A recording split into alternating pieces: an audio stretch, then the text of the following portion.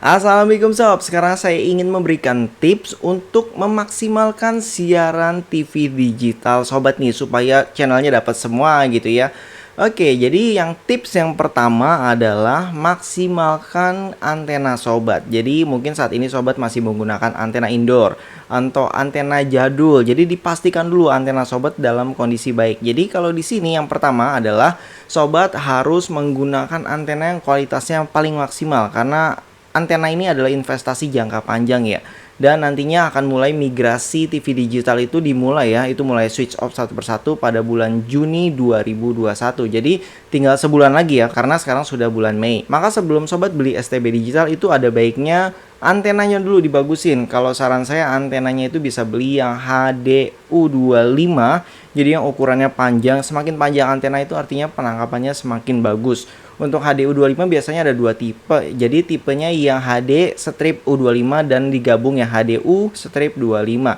Itu kedua-duanya bagus, saya sudah punya dua-duanya dan dipakai sampai saat ini. Jadi antena andalan saat ini.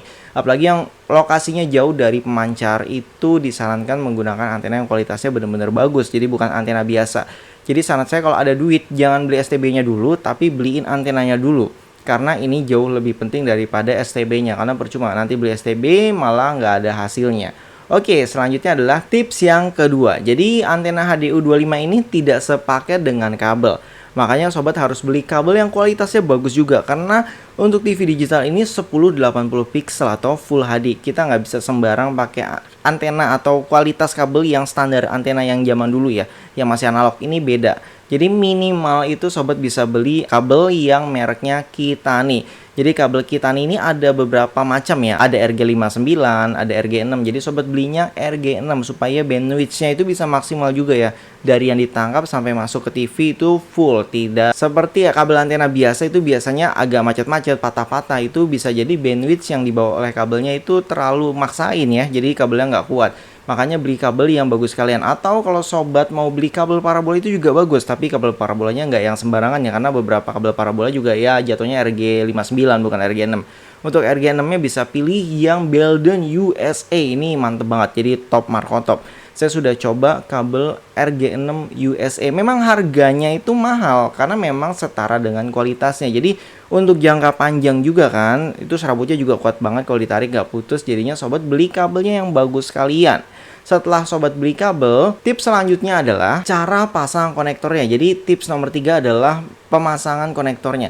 Karena banyak yang pakai konektor biasa yang modelnya ada pernya ya, yang ditekuk-tekuk. Itu kalau sobat tekuk dikit aja otomatis apanya ya namanya ya, kawat tembaga di dalamnya itu gampang banget lepas. Jadi saya sarankan pakai konektor yang konektor F namanya digabung dengan konektor yang antena. Saya lupa yang satu namanya apa. Jadi kalau di Satelit Parabol Depok itu ada videonya semua cara pemasangan konektornya dan segala macamnya ada di sana. Sobat bisa lihat itu praktiknya ya. Di sini kita kumpulin untuk materinya. Dan kalau misalkan di tempat sobat nggak ada ya untuk konektor yang F5 digabung dengan konektor antena TV, ya bisa juga sobat pakai yang konektor biasa tapi yang besi semua ya. Yang besi yang bagus sekalian, jangan yang harga 5 ribuan atau 3 ribuan. Karena ini kan untuk sekali pakai ya, inget ya, sekali pakai kalau bisa yang bagus sekalian. Jadi nanti pemasangannya pun juga kalau bisa ya di lakban supaya kencang. Terus kalau misalkan bisa solder ya di solder dalamnya supaya dia nggak gampang lepas. Karena ya itu dia, kegeser dikit atau ketarik dikit atau ketekuk dikit dia lepas. Jadi di sini pastikan pemasangan konektor di antena yang atas dan untuk yang di TV di bawah yang masuk ke STB-nya itu harus benar-benar terpasang sesuai standar. Jangan sampai short juga karena banyak yang nggak paham. Karena serabut digabung tembaga itu short dan pemasangannya juga jadi jangan sampai tergabung ya. Walaupun ada satu aja serat yang kena tembaga satu helai itu pasti akan short. Jadi hasilnya nanti nggak akan maksimal gambarnya. Biasanya efeknya itu macet-macet atau ya hilang timbul. Jadi nggak semua siarannya itu bagus gitu. Mungkin kayak VCD rusak lah. Oke, lanjut ke tips nomor 4. Jika semua sudah terpenuhi, di tips nomor 4 ini adalah pilih STB digitalnya yang bagus. Maksud yang bagus adalah kan banyak ya produk Cina yang harganya mungkin murah-murah sekitar 100 ribuan berapa, tapi itu kan garansinya nggak ada ya. Jadi kalau misalkan rusak ya buang, nggak mungkin kita kirim garansinya ke Cina. Terus kalau untuk di servis atau beli remotenya rusak nih, namanya remote kan biasanya pada ringkih ya, kedudukan aja itu bisa patah. Nyari remotenya nanti susah, jangan sampai gara-gara nyari remote nggak ada yang sesuai, akhirnya sobat harus beli STB baru lagi. Jadi di sini saran saya, sobat beli STB yang diproduksi umum di Indonesia. Jadi kalau misalkan remote-nya rusak bisa pakai remote pengganti atau beli remote yang orinya gitu. Kalau misalkan mau beli di Indonesia itu yang saya tahu ya yang biasa saya jual ya paling ya Kawnsat, terus Evinix, terus Matrix gitu, terus Tanaka. Itu yang produk umum yang sering dijual dan banyak ya kalau misalkan ada kerusakan itu lebih mudah di servisnya. Oke, selanjutnya tips nomor 5. Di tips nomor 5 ini kita harus menghindari adanya sambungan pada kabel. Karena kalau ada sambungan pada kabel, apalagi nyambungnya manual ya, jadi benar-benar manual dililit-lilit segala macam, itu bisa mengurangi sinyalnya sob. Jadi yang mungkin tadinya dapat sinyal 45, maksudnya dapat channel 45 gitu ya, sinyal 100 setelah disambung gitu, akhirnya sinyal dan kualitasnya turun. Terus dapatnya tiba-tiba jadi 38 atau 30 gitu ya. Itu gara-gara masalah sambungan. Jadi kalau bisa tidak ada sambungan. Jadi beli kabelnya panjang sekalian, terus kalau sudah ditarik semua tinggal dipotong aja kalau memang pingin dipotong, karena kalau ada sambungan benar-benar ngurangin sinyal banget. Terus selain sambungan yang bisa ngurangin sinyal adalah konektor yang di tembok. Sobat tahu ya kalau di perumahan sekarang tuh rata-rata sudah disediakan temboknya, jadi tinggal dicolok aja. Nah ini banyak banget masalah. Kadang yang masangnya itu kan ya tukang belum tentu tahu ilmu tentang pemasangan antena ya. Jadinya kadang sudah short. Jadi mungkin sudah disiapin kabelnya sampai colokan tersebut, port tersebut, nyata masalahnya adalah short di port konektor untuk colok antenanya. Jadi hindari, kalau saya pribadi itu saya modifikasi. Jadi saya tarik langsung antena dari atas. Jadi tempat portnya itu hanya sebagai tempat aja. Jadi saya lubangin, saya bisa tarik secara langsung gitu. Sehingga ini jauh lebih maksimal. Dan masalah port yang di tembok itu juga sama ya, gampang banget ketarik copot, terus nanti suatu saat dia akan dol. Jadi dicolok itu seperti los, nggak gigit lagi, terus mudah oglak, terus apalagi ya, itu ketekuk dikit juga kabel yang kita colok ya, ketekuk dikit tuh bisa ya patah juga ya, jadi tembaganya lepas dalamnya. Itu dia yang harus dihindari. Jadi kalau misalkan bagi yang punya di tembok, modifikasi, mungkin nanti saya akan buat video di Satelit Parabol Depok kalau sudah ada bahannya ya, supaya nanti sobat bisa ikuti. Oke, kita lanjut lagi ke tips nomor 6. Dalam tips nomor 6 ini kita membahas tentang booster. Jadi sebenarnya sampai saat ini saya tidak pernah pakai booster untuk pasang di rumah saya ya, karena saya memang menghindari booster kecuali sedang dapat endorse ya, seperti di channel sebelah yang dapat endorse suruh antena ya terpaksa ada boosternya karena memang sepaket dengan booster. Jadi saya coba pakai itu. Karena selama kita menggunakan kabel yang tadi ya, kita nih RG6 itu biasanya selama jaraknya 20 meter itu aman tanpa booster, nggak ada kendala. Jadi fungsi booster adalah sebenarnya itu adalah untuk memperpanjang sinyal. Kalau misalkan 20 meter kita dapat sinyal siarannya ada 50, tapi pas kita kabelnya 40 meter ternyata yang ketangkep cuma 20 atau 25 setengahnya gitu. Akhirnya disinilah kita butuh yang namanya booster. Jadi sebenarnya booster ini bukan menguatkan sinyal ya, tapi memperpanjang. Kalau misalkan kita pasang kabel 10 meter dapat banyak channel, di saat kita pakai kabel 20 meter 25 meter nyata channelnya berkurang, sinyal berkurang, itu artinya sobat butuh booster. Biasanya sih kabelnya kurang berkualitas. Tapi anggaplah misalkan kabelnya sudah berkualitas Kitani atau RG6 tadi, tapi ternyata rumah sobat gede banget, misalkan 3 tingkat dan antena dipasang di atas. Kalau diukur mungkin 20 meter dari tanah ke atas gitu ya, 20 meteran. Terus nyampe atas ke TV sobat itu butuh panjang 30 meter. Oke, misalkan kabelnya 20 meter, ternyata kurang dong ke TV-nya. Dan otomatis kita harus sambung. Daripada disambung lebih baik ya sambungan tersebut dikasih booster, terus ditarik baru ke STB sobat atau ke TV sobat. Jadi supaya sinyalnya nggak hilang. Makanya kalau cuma disambung biasa itu mengurangi sinyal, tapi kalau misalkan ditambah booster itu memperpanjang sinyalnya. Yang tadinya sinyalnya misalkan 90 terus disambung biasa itu jadi 80. Kalau ditambah booster dia akan kembali ke 90. Setahu saya seperti itu ya untuk ilmu booster. Jadi bukan memperbagus sinyal.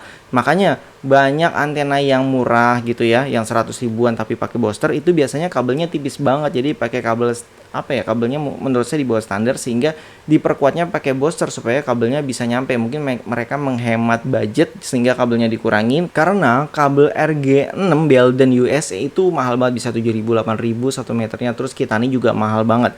Makanya mungkin mereka menghematnya dengan ya kabel murah tapi ditambahin booster, karena booster ya mungkin lebih murah budgetnya. Udah gitu kan nyedot listrik juga, makanya mendingan sekalian. Tapi kalau misalkan yang tadi ya situasinya rumah sobat terlalu jauh gitu ya, ya itu saya sarankan ya pakai booster. Misalkan TV-nya ada banyak, antenanya satu, otomatis tuh ya nggak mampu antena untuk dibagi 3-4. Jadi mau nggak mau ya pakai CA, namanya CA TV. Itu seperti booster juga fungsinya, sama aja untuk pembaginya, sehingga sinyal yang dihasilkan ke TV-nya itu bisa sama rata dan sama bagus. Jadi kalau menurut sobat butuh kabelnya panjang banget ya itu tadi ya, silahkan dipersiapkan boosternya juga. Kemudian tips nomor 7, dimana ini adalah tips yang paling penting dari semuanya.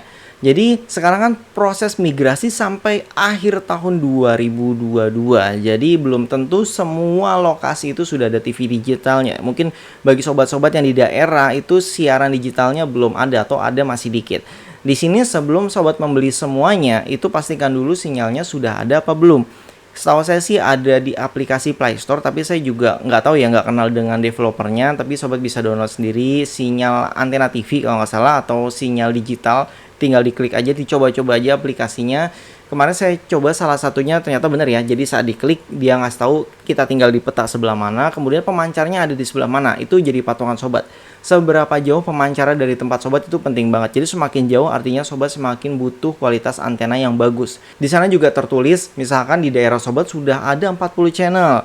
Di selain 40 channel itu saya cek kemarin juga ada tulisan frekuensinya. Jadi kalau sobat mau cari manual sinyalnya itu bisa menggunakan misalkan frekuensinya 42 UHF. Ya udah sobat tinggal masukin di STB digital atau di TV digital sobat, masukin 42 gitu. Terus sobat berdua nih, yang satu nonton TV-nya ngeliatin sinyalnya, yang satu muter-muter antena. Jadi sobat bisa cari manual. Terus selain itu kalau misalkan sobat cek di aplikasi tower pemancar ini mencar-mencar ya, ada yang di utara, ada yang di selatan gitu, ada yang di barat, jadi mencar-mencar. Itu silahkan ambil titik tengahnya, karena kita nggak bisa arahin ke satu. Kalau dikarahin satu lokasi, otomatis lokasi yang lain itu nggak bisa maksimal, bahkan nggak ketangkap sinyalnya. Makanya di sini sobat butuh, jadi scan dulu nih semuanya. Habis scan semua, geser dikit, scan semua, terus cari manual yang belum dapat ya, seperti cara yang pertama tadi. Jadi masukin frekuensinya, terus cari, geser sampai dapat, terus scan lagi semua. Jadi nggak harus semua sinyalnya maksimal. Yang penting sinyalnya dapat dan stabil, nggak lompat-lompat, dan siaran gambarnya itu bagus. Sehingga setelah sobat mendapatkan semua siarannya itu di scan, dan kalau misalkan sudah komplit ya tinggal di save. Tapi kalau misalkan masih ada yang hilang, itu seperti tadi ya, masukin frekuensinya secara manual, terus puter antenanya sampai dapat sinyal. Jangan lupa di scan lagi supaya ketahuan nanti apakah ada channel yang hilang gitu, misalkan yang tadinya udah dapat terus hilang. Di sinilah PR kita ya, jadi untuk bisa dapat semua siaran itu tidak mudah. Makanya ada yang namanya jasa pasang antena. Karena saya pribadi pun untuk masang antena di rumah saya kemarin tuh dari jam 2 siang sampai jam 12 malam, dan itu videonya saya abadikan, saya dokumentasikan di channel Satelit Parabol Depok. Oke, mungkin informasinya sampai di sini aja, semoga berguna dan bermanfaat buat sobat. Untuk versi tertulisnya nanti ada di deskripsi video ya. Sampai jumpa kembali, wassalamualaikum.